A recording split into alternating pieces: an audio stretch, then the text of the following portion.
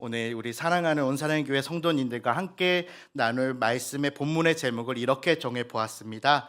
베델로 올라가라. 우리 26년에도 우리 함께 서로 사랑 고백하면서 시작해 보려고 하는데요. 우리 양옆에 계신 분들 그리고 앞뒤에 계신 분들과 우리 함께 사랑합니다 하면서 우리 축복할까요? 사랑합니다. 사랑합니다. 사랑합니다. 그리고 날이 많이 추우니까 저와도 함께 우리 함께 사랑 한번 나눠볼까요? 사랑합니다. 사랑합니다. 사랑합니다. 감사합니다. 제 마음이 따뜻하게 녹는 것 같아요. 이 긴장감도 우리 하나님께서 다 녹여주시리라 믿습니다. 아멘. 우리가 흔히 연차가 쌓인다라는 말을 합니다. 연차가 쌓이면은요, 일에 있어서도 노하우가 쌓이며 처음을 겪는 이들이 현저히 줄어듦을 느낍니다. 저도 이 온사랑의 교회 온 지 벌써 이제 5년 차가 시작이 돼요. 그러다 보니까 일도 해보고 절도 해보니까 이 연차가 생겨서 처음을 겪는 일은 없어요. 대신 단점이 있더라고요. 어떤 일이 있냐면요, 어떤 사역을 시작한다고 하면 겁부터 나요. 이걸 어떻게 하지? 이것도 할 수 있을까? 하는 걱정이 생기는데 이 연차가 쌓이는 것이 마냥 좋은 게 아니라고 느껴요. 특히 우리의 신앙의 연차에서 크게 다가옴을 느낍니다. 신앙의 연차가 쌓이면 쌓일수록 우리 여러분들의 믿음이 더욱 깊어짐을 느끼나요? 아멘. 하지만 우리가 처음 만났던 우리 하나님의 자리에서 멀어질 때가 있습니다. 신앙의 연차가 쌓일수록 우리는 하나님을 더 잘 알게 된다고 착각할 때가 있습니다. 하지만 실제로는 처음 만났던 하나님으로부터 거리가 멀어진 채 종교적 습관만이 남은 자신을 마주하곤 해요.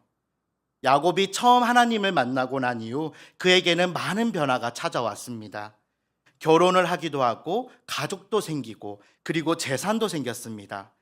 하나님을 만난 이후에게는 그에게 많은 연차가 쌓여갔습니다.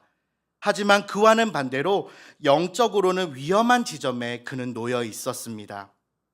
야곱은 세겜의 일들을 겪고 난 이후 두려움 가운데 머물러 있었습니다. 그런 야곱에게 하나님은 말씀하십니다. 일어나 베델로 올라가라.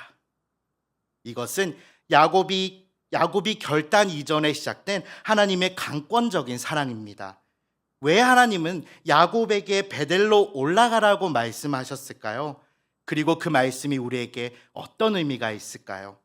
첫 번째로 하나님은 회복을 위해서 우리를 부르십니다. 우리 본문 1절을 함께 봉독하시겠습니다. 봉독하시겠습니다. 하나님이 야곱에게 이르시되 일어나 베델로 올라가서 거기 거주하며 내가 내 형 에서의 낯을 피하여 도망하던 때에 내게 나타났던 하나님께 거기서 제단을 쌓으라 하신지라. 아멘. 베델의 이름의 뜻은 하나님의 집입니다. 야곱이 처음 하나님을 만나 기름을 붓고 이름을 지은 것이 베델이에요. 창세기 28장에서 우리는 리딩 지저스를 잘 읽어서 아시는 것처럼 야곱은 이곳에서 서원을 합니다. 그 서원의 내용은요, 제가 읽어드리겠습니다. 창세기 28장 21절입니다. 내가 평안히 아버지 집으로 돌아가게 하시오면 여호와께서 나의 하나님이 되실 것이요. 아멘. 야곱은 여호와께서 나의 하나님이 되신다라는 서원을 통해서 하나님 한 분만을 섬길 것이라고 다짐했습니다. 하지만 야곱이 너무나 더 사랑했던 여인 라헬로부터 여전히 이방 신상을 섬기던 관습이 남아있음을 우리는 잘 압니다. 이러한 부분은 본문 2절에서 나타납니다. 우리 함께 본문 2절을 봉독하시겠습니다. 시작. 야곱이 이에 자기 집안 사람과 자기와 함께한 모든 자에게 이르되 너희 중에 있는 이방 신상들을 버리고 자신을 정결하게 하고 너희들이 의복을 바꾸어 입으라. 야곱은 분명히 하나님께 서원하며 하나님 한 분만을 섬기겠다고 하였지만 현재 야곱의 상태는 하나님과 이방 신상도 함께 모시는 영적으로 매우 위험한 상태였습니다. 개혁주의 신학자 칼빈은 기독교 강요에서 이렇게 말합니다. 인간의 마음은 우상 제조 공장이라는 표현을 사용합니다. 우리가 하나님을 믿는다고 하면서도 우리의 손에는 여전히 나라는 우상, 안정이라는 우상을 꼭 쥐고 있습니다. 사랑하는 온사랑의 교회 성도 여러분, 우상을 버리는 행위는 우리의 의지로 되는 것이 아닙니다. 제가 우리 유초등부 친구들과 이 우상에 대한 설교를 하면은요, 이렇게 말해요. 내가 오늘부터 이것을 안 가질 거야. 내가 하나님만 더 사랑할 거야. 하면 우리 시작할 수 있나요? 아니요. 어려운데요. 못하겠는데요. 모르겠어요. 라는 대답을 항상 받아요. 우리의 노력으로 하는 게 아니에요. 이 우상을 버리는 것은요, 오직 하나, 나보다 나를 더 사랑하시는 하나님의 더 큰 은혜를 발견할 때 가능한 것입니다. 예배 회복은 내가 노력해서 내가 이겨내고 도달하는 것이 아니라 내 우상을 십자가 앞에 내려놓게 하시는 성령 하나님의 역사입니다. 믿으십니까? 아멘. 저는 오늘날의 세상을 떠올리면 항상 부정적인 시각이 떠오릅니다.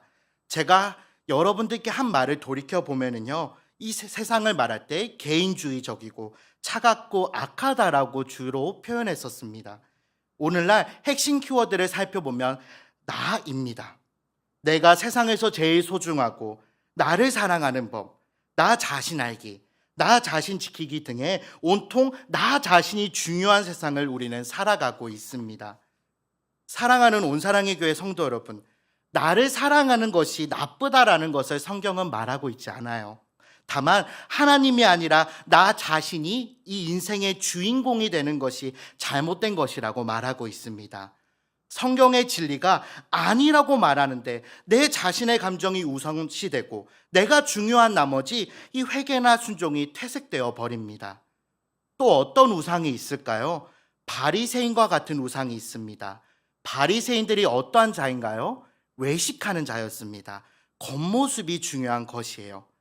우리가 교회 나와서 열심히 봉사하고 예배를 드리지만 그것이 하나님을 만나고 하나님을 위한 일이 아니라 단순한 마음의 위로와 평안을 위한다면, 혹은 믿음 좋은 이미지를 위한 일이라면 그것도 우상입니다. 그것은 하나님을 섬기는 것이 아니라 종교를 섬기는 우상입니다. 이렇듯 우리의 곁에는 수많은 우상의 위험이 도사리고 있습니다. 그것이 우상인 줄 알면서 혹은 자신도 모르는 사이에 우상을 따르고 있을 수 있습니다. 그럴 때 우리는 어떻게 우상을 분별하며 다시 베델로 올라갈 수 있을까요? 우리 함께 가슴에 손을 얹고 이 우상을 탐색해 보려고 하는데요. 우리 한번 가슴에 손을 얹고 저를 따라 생각해 볼까요? 첫 번째, 이것이 무너지면 나는 무너지나요? 두 번째, 이것을 위해 하나님의 말씀과 타협을 하나요? 세 번째, 이것이 내 정체성과 안정의 근원인가요?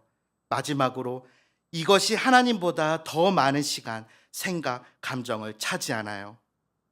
이 질문들이 다시 우리를 베델로 인도하시는 기준입니다. 우상을 버린다라는 것은 어떤 것을 조금 덜 사랑하는 것이 아니라 하나님을 가장 사랑하는 자리로 다시 모시는 것입니다. 하나님은 우리들을 회복의 자리를 위해서 베델로 올라가라고 말씀하십니다. 두 번째로, 보호하시기 위해서 베델로 부르십니다. 우리 함께 본문 5절을 봉독해 보시겠습니다. 시작. 그들이 떠났으나 하나님이 그 사명 고울들로 크게 두려워하게 하셨으므로 야곱의 아들들을 추격하는 자가 없었더라. 아멘. 마침내 야곱은 하나님의 부르심에 순종하기 위해서 길을 떠납니다. 그의 아들들이 34장에서 자행했던 대량학살 사건 때문에 그는 자신이 생각보다 더 오랜 시간 세겜 땅에서 머물렀습니다. 이 사건은 야곱을 불안하게 했어요. 그러나 그의 가족들이 앞서 언급했던 것처럼 하나님을 전적으로 신뢰하고 믿자 하나님은 그와 그의 가족들을 보호하십니다. 사명 고울들로 크게 두려워하게 하시며 야곱의 아들들을 추격하지 못하게 하셨습니다. 야곱이 하나님께 순종하며 그 서원을 지키자 하나님은 그와 그의 가족들을 보호하셨습니다. 하지만 야곱이 순종하는 그 과정의 길이 평탄한 것만은 아니었습니다. 순종하는 그 여정 가운데서 유모 드보라의 죽음, 그리고 너무나 사랑하는 아내가 베냐민을 낳으면서 죽게 되는 고난도 그에게 찾아왔습니다. 특히 이 장에서 라헬의 죽음에 대해서 상당한 분량으로 이야기하는 것을 보아서 야곱이 라헬의 죽음에 크게 상실감을 느꼈을 것이라고 생각됩니다. 또한 그의 아들 르우벤이 아버지의 첩 비라와 동침하는 상상조차 할 수 없는 사건이 야곱에게 찾아옵니다. 성도 여러분, 하나님을 전적으로 의지하고 믿고 따르는데 왜 고난이 찾아올까요? 개혁 신학의 관점에서 고난은 제거의 대상이 아니라 하나님의 섭리적 도구입니다. 우리가 쉽게 오해하는 것이 하나님을 믿으면 고난도 없고 슬픔도 없을 것이라고 생각하는 것입니다. 하지만 하나님을 잘 믿고 순종하는 사람에게도 고난은 찾아옵니다. 아브라함에게도, 모세에게도, 다윗에게도, 바울에게도, 그리고 우리에게도 고난은 찾아옵니다. 하지만 하나님의 보호하심이란 고난의 제거가 아니라 고난 속에서도 우리를 지키시라는 것을 믿으시길 바랍니다. 아멘. 우리가 살아가다 보면은요, 반드시 겪게 되는 고난이 있어요. 이 고난은요, 경험하고 경험해도 익숙해지지 않는데 바로 상실의 고난입니다. 어릴 적부터 저는 아프신 어머니와 그리고 나이가 많으신 부모님을 보면서 상실의 고난을 참 많이 상상했던 것 같아요. 우리 성도님들께서 저희 어머니와 아버지를 보셨겠지만 지금은 너무 정정하고 되게 예쁘시잖아요. 맞죠? 저만 예쁜 거 아니죠? 그런데요, 제가 어릴 때는요, 어머니 얼굴 보면은 죽어가는 얼굴이 보였어요.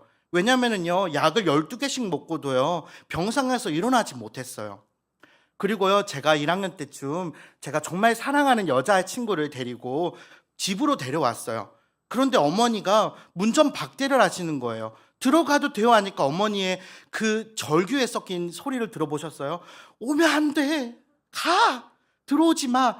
왜 그랬냐면요, 어머니가 자기의 약하고 아픈 모습, 못난 부분을요, 다른 사람에게 보여주고 싶지 않았던 거예요. 가족에게는 보여줘도. 그런 모습을 바라보니까요, 저는요, 이 어머니와 그리고 또 나이 많으신 아버지를 이 세상에서 정말 안녕을 고하고 홀로 저 혼자 이 곳에서 남아서 살아간다는 것은 정말 저를 괴롭게 했습니다. 하지만 지금은 제게 소망이 있어요. 이 땅의 이별은 잠깐일 뿐, 또 다시 천국에서 만날 그날과 홀로 남겨진 것 같은 이상 속에서 하나님께서 늘 동행하고 계심을 믿기 때문입니다. 아멘. 또한 이 상실의 고통은요, 사랑하는 사람과의 이별뿐만이 아니라 역할의 상실이 있습니다.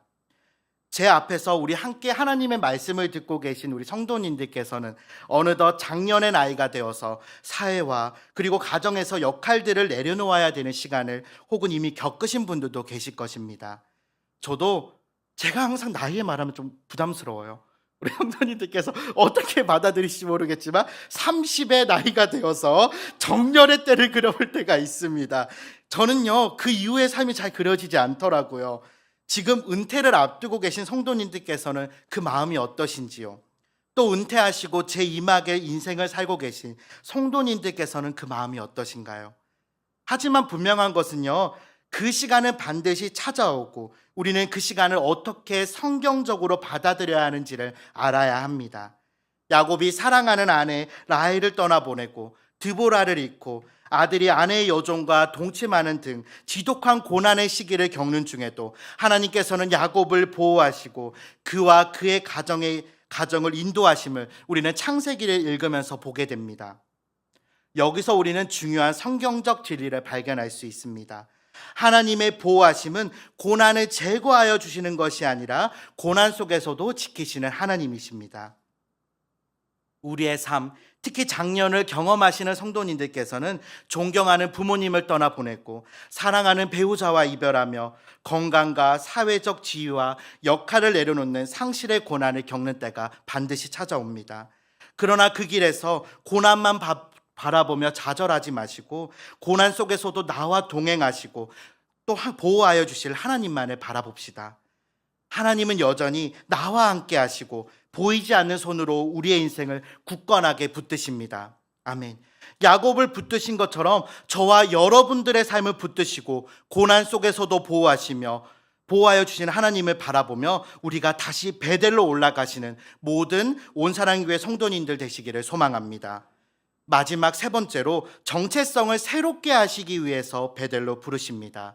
우리 본문 9절에서 10절을 함께 봉독하시겠습니다. 시작. 야곱이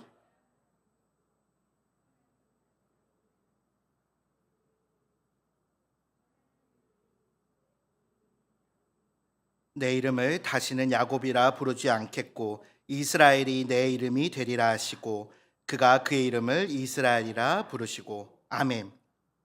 베델에서 하나님은 다시 야곱에게 나타나십니다. 그리고 그에게는 놀라운 말씀을 하세요. 내 이름이 전에는 야곱이었으나 이제는 이스라엘이라 부르겠다. 그런데 여러분, 우리는 리딩 지저스를 통해서 이미 32장에서 야곱이 이스라엘이라는 이름을 받았다는 것을 아시죠? 아실 것입니다. 우리 32장 28절을 함께 봉독하시겠습니다. 시작. 그가 이르되 내 이름을 다시는 야곱이라 부를 것이 아니요 이스라엘이라 부를 것이니 이는 내가 하나님과 및 사람들과 겨루어 이겼음이니라. 아멘. 하나님이 왜 이렇게 한 번 더 말씀하셨을까요? 바로 사람은 쉽게 잊어버리는 특성이 있기 때문입니다. 하나님은 야곱에게 자신의 정체성을 다시 한 번 더 확인함으로써 새롭게 하십니다. 그리고 계속해서 본문 11절과 11절에서 아브라함과 이삭과 약속했던 언약을 야곱에게 다시 확증해 주십니다. 이것은 또 어떤 의미를 가질까요? 이것은 더 이상 야곱 개인의 이야기가 아니라 하나님 나라를 이어가는 구속사의 이야기가 됩니다. 마태복음 1장 1절에서 17절에는 예수님의 계보가 기록되어 있는데 아브라함이 이삭을 낳고 이삭은 야곱을 낳고 계속해서 이어져 예수 그리스도에까지 다다르게 됩니다. 야곱의 줄기에서 우리가 기대하고 소망하는 예수 그리스도가 오십니다. 하나님은 야곱을 이스라엘이라 칭하시며 그의 정체성을 새롭게 하셨습니다. 그렇다면 오늘날 우리에게 베델로 올라가라는 하나님의 말씀은 어떤 의미가 될까요? 바로 우리의 정체성을 다시 확인하라는 하나님의 말씀입니다. 정체성이란 내가 누구인가를 결정하는 가장 깊은 기준입니다. 사랑하는 온사랑교회 성도 여러분, 나는 하나님의 백성다운 삶을 살아가고 있나요? 아멘. 제가 성구 영신 예배 때 지독한 감기에 걸려서 굉장히 아팠습니다. 열이 너무 많이 나고 어지럽고 목이 너무 아파서 침을 삼킬 수조차 없었고 눈에 뵈는 게 없었어요. 그때 생각했어요. 어릴 때는 감기에 걸렸는지도 모르고 지나갔던 것 같은데 요즘은 이런 자잘한 것에도 면역력이 제대로 있지 않구나 하며 건강에 조금 더 신경 쓰고 예방접종을 제가 알아보게 되었습니다. 그런데 문득 이런 생각이 들었습니다. 내가 내 몸의 면역력은 이렇게 걱정하면서 내 영적 면역력은 괜찮은가?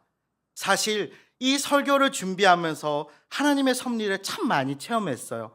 제게는요, 이 설교하러 올라오는 이 시간까지 굉장히 어려운 시간이었습니다. 우리 성도님들께서는요, 기억하실지 모르겠지만 저는 이 본문이 굉장히 낯이 익어요. 왜냐하면요, 제가 이맘때 설교했던 본문이에요. 그러니까요, 제가 너무 궁금한 거예요. 낯이 익은데 어디서 봤더라? 왠지 이걸 보니까요, 자꾸 설교가 머릿속에서 그려지는 거예요. 이렇게 설교해야 되나? 하고 궁금해서 제가 찾아봤어요. 그러니까요, 작년 25년 1월 22일 딱 1년 전에 제가 이 본문을 신실하신 하나님이라는 제목으로 설교를 했습니다. 궁금하신 성도님들께서는 한번 찾아보시기 소망드려요. 그때 당시에는요, 신실하신 하나님께서 우리를 보호하신다라는 내용으로 설교를 했었습니다. 그런데요, 제가 다시 이 본문을 바라보고 묵상하니까 하나님은 제게 이런 말씀을 하시더군요. 베델로 가라. 그 말씀이 제게는 너무나 무겁고 괴로워서 이 설교 본문을 받은 게 3주 전이에요. 3주 전부터 열심히 준비했는데요. 보통은 일주일이면 준비하는데 이틀 전이 월요일까지 설교 본문이 완성되지 않았어요. 왜 이렇게 괴로운가 했더니 제 안에 영적 면역세포가 많이 무너졌더군요. 앞서 언급했던 것처럼 저도 이 세상 사람들처럼 내가 중요한 사람이었습니다. 내가 어떻게 살고 내가 좀 더 살아야겠고 제가 제 자신을 너무나 걱정하느라 하나님을 제대로 바라보지 못했어요. 월요일까지 설교가 제대로 써지지 않았던 이유는 제 열심으로 베델로 올라가려 했기 때문이에요. 그럼에도 하나님은요, 계속해서 메마른 저를 위해서 비를 준비하시고 은혜를 부어주셨습니다. 이제 와서 눈에 보여요. 저를 위해 기도해 주시는 많은 성도님들, 또 지난 우리 수요 찬양팀 회식 때 서로를 세워주며 한 마음과 한 뜻으로 하나님 은혜에 감사하는 모습들, 그리고 지금 함께 설교를 들으며 늘 저를 위해 기도해 주시는 부모님, 하나님이 야곱을 사랑하셔서 베델로 올라가라고 하셨던 것처럼 저를 너무 사랑하셔서 베델로 올라가라고 우리 하나님은 말씀하셨습니다. 사랑하는 온사랑의 교회 성도 여러분, 혹시 저와 같이 영적 면역력이 떨어진 것 같은 분이 계실까요? 하나님만을 바라보며 살아가야 하는데 자꾸 나 자신을 걱정하며 살아가는 분들이 계시나요? 우리 하나님을 사랑하십시오. 하나님을 사랑하는 것 말고는 방법이 없습니다.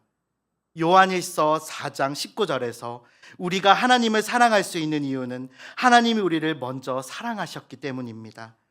우리가 아무 자격이 없음에도 우리를 이스라엘이라 불러주신 신실하신 하나님을 의지합시다.